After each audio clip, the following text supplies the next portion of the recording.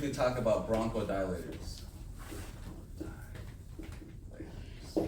Now, your bronchodilators are your what medications? Albuterol. They're albuterol, right? Now, do you guys know how these medications work, like their mechanism of action? They dilate the bronchioles, right? But they do so by activating Fight and flight. your fight or flight mechanism. When somebody is being given bronchodilators, you know that the side effects of the medication include what?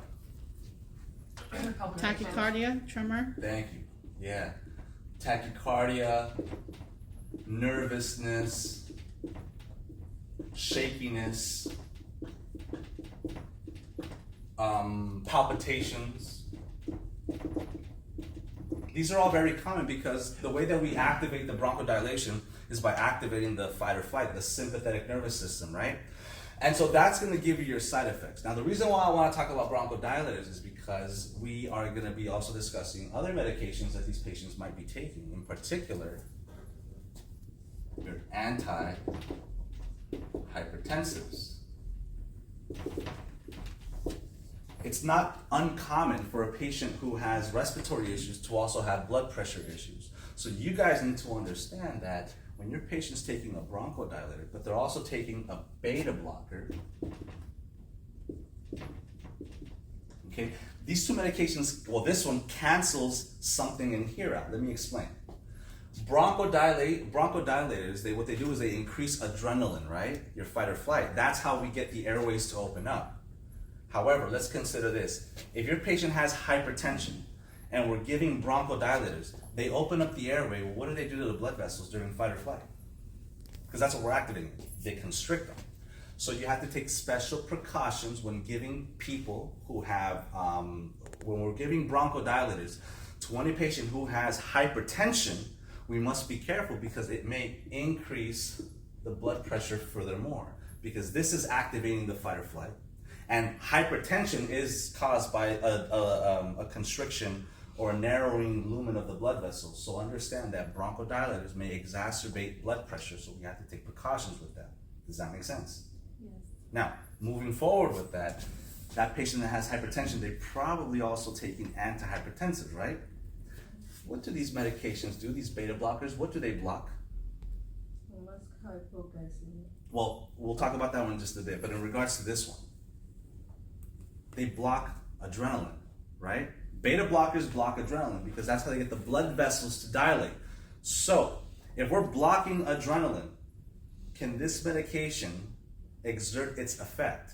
No. It can't, because this medication, its whole premise is, bronchodilators, is it activates fight or flight, adrenaline. That's how we get the airways to open. But if you're taking antihypertensives, this patient will not be able to benefit for the therapeutic effects of your bronchodilators because this medication is blocking it. So take special precautions when dealing with patients that have these medications. And if that's the case, then we have to consider a different type of antihypertensive that won't interfere in this therapeutic effect. Does that make sense? Okay. And continue with what she said, since we have people that may also have diabetes mellitus. If they have diabetes mellitus, we know that they may develop hyper and hypoglycemia. But right now I want to focus on hypoglycemia. So if you have hypoglycemia, you get nervousness, you get tachycardia, you get palpitations, you get all of these symptoms, you get cold, clammy skin, diaphoresis, right? Well, that's because when your blood sugar drops, you have no sugar for energy. So your body activates the fight or flight system to get energy. Unfortunately, it doesn't do it effectively. That's why you're kind of all over the place with your hypoglycemic patients. They feel very nervous, they feel jittery, they feel cold and clammy because the fight or flight is being activated. But if we're giving them beta blockers, like you said, if we're giving them beta blockers, it's going to be the same thing. The patient who's diabetic and develops hypoglycemia, we might not be able to see the manifestations of hypoglycemia because they're taking these beta blockers that end in LOL, and that may mask the signs and symptoms of hypoglycemia. So you must assess your patient's glucose levels more frequently to ensure that they don't become hypoglycemic, because we won't be able to see the signs and symptoms. Does that make sense, ladies? Okay.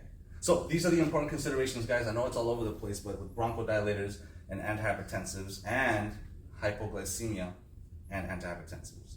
Does that make sense? One more thing. When you're given beta blockers, they may develop bronchospasms. That's a type of a side effect, an adverse effect that's not too common, but it may happen in susceptible individuals. And who is going to be susceptible to this type of adverse effect? People that have respiratory issues like asthma or bronchitis. When they're taking these beta blockers, because they also may have hypertension, right? Then we have to be careful because it may lead to bronchospasms. That can cause the airway to constrict, to narrow down. The patient won't be able to breathe. So those are all of your considerations, guys, when we're talking about antihypertensives, when we're talking about bronchodilators, and we're talking about diabetes mellitus hypoglycemia. Does that make sense? Any questions on that?